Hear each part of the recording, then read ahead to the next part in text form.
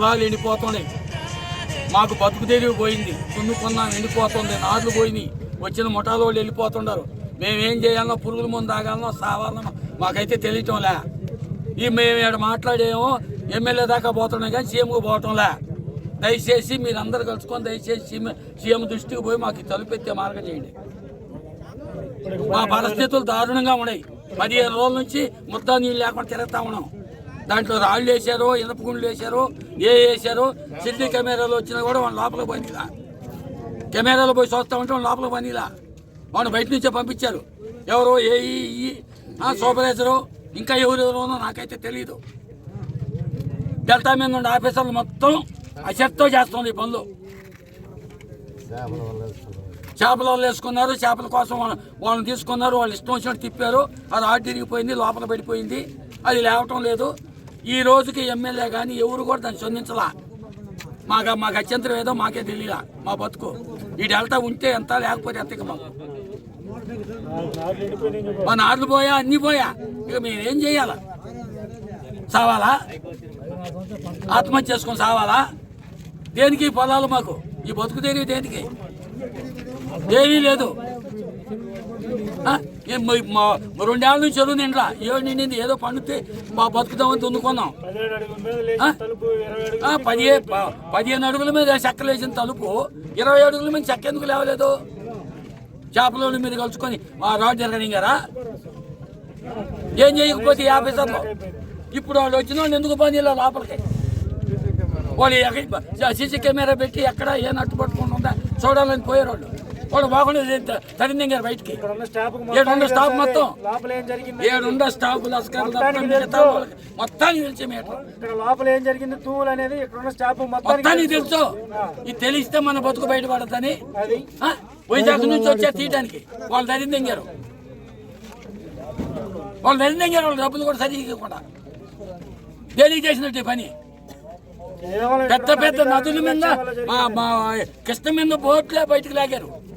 ఇదంతా కోనికిసుక కొట్టాంలో ఇంటికా. ప్రభుత్వం తలుచుకుంటే ప్రభుత్వం దృష్టికి బానిస్తుందా? ఎమ్మెల్యే చుట్టూ తిరుగుతున్నాయి. ఎందుకు బాగూడదు ప్రభుత్వం దృష్టికి? ఏం చేసాం మేము? పాపం రైతుగా పుట్టడం పాపం, మేము వ్యవసాయం చేసుకోవడం పాపమా? డాక్టర్ల వాళ్ళకి ఏడ కట్టాలా డబ్బులు? మా ఏళ్ళకి ఏడ కట్టాలా? వచ్చిన ముఠాల వాళ్ళకి ఏడ కట్టాలా? కూడు నీళ్ళు లేకుండా చచ్చిపోతున్నాం. 15 రోజుల నుంచి 15 రోజుల నుంచి మా బతికేదో మాకే అర్థం కాల.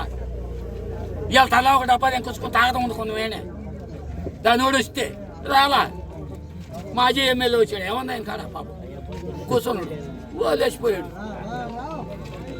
అసలు ఎవరు? కలెక్టర్ వచ్చిందా, ఎమ్మెల్యే వచ్చాడా, ఎంఆర్ఓ వచ్చాడా, ఎవరు వచ్చారు? ఏ ఆఫీసర్ లేడు. 2 రోజులు ఏమో బాధ్యులు లోపలికి చూస్తారు కావాలి. అది పెట్టి ఏ నట్టు పట్టుకుంది, ఏది పట్టుకుంది, వస్తున్నాయా రాలేదా, ఇది వసద్దా రాదు అని చెప్తారుగా. వాళ్ళు దేనికి పనిలా? వీళ్ళు ఏం మరపు ఉంటే పనిలా. కనీసం అవి ఎత్తేదానికి వాళ్ళు చెప్తారు కదా, పలానా దగ్గర పట్టుకొని ఉందని. ఆ చెప్పేదానికి కూడా అవకాశం లేదు కానీ వాళ్ళు బయట స్టాఫ్ మొత్తానికి తెలిసింది. తెలియని వాడే లేడు. తెలుసు, ఈకి తెలుసు, సూపర్వైజర్ తెలుసు, మొత్తానికి తెలుసు. దయచేసి మీరు దేశాన్ని, మీడియా మిత్రులు, దేశాన్ని బాగు చేసేవాళ్ళు, రైతుకు సాయుధా చేసేవాళ్ళు అయితే సీఎంకు పంపించండి. ఇది డైరెక్ట్ కందుకూరు ఎమ్మెల్యేగా దీన్ని పట్టించుకునే పని లేదు. దయచేసి మీరు మాకు హెల్ప్ చేయండి. నెల్లూరు ఎమ్మెల్యే కూడా పట్టించుకునే పని లేదు. నా కొడకల్లా మీరు సావనరా ఎత్తుకొని వచ్చిన వాళ్ళు ఎత్తేవాళ్ళని ధరిందంగిరి, ఆ సిడి కెమెరాలు పెట్టి చూసేవాళ్ళని ధరిందంగిరి. ఇంకేం సార్ మా బతుకు? మీ కోట్లేసి గెలిపించినందుకు మేము చావాలా?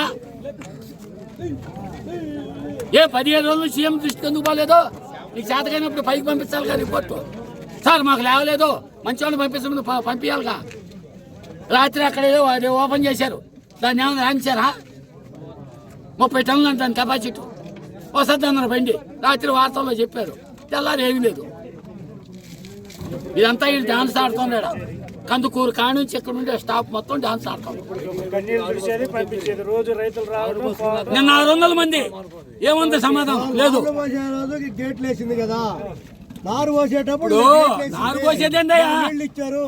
తర్వాత అది కాదు సార్, 15 అడుగుల మీద గేట్లు వేసింది, దాని మీద బండలేసి ఉండరా, గుండెలేసి. ఫ్రైడే కాక అంతకుముందు ఫ్రైడే మేము వచ్చాం. సాయంత్రం నీళ్ళు ఇవ్వండి సార్ అని జేఈ గారిని అడిగాము.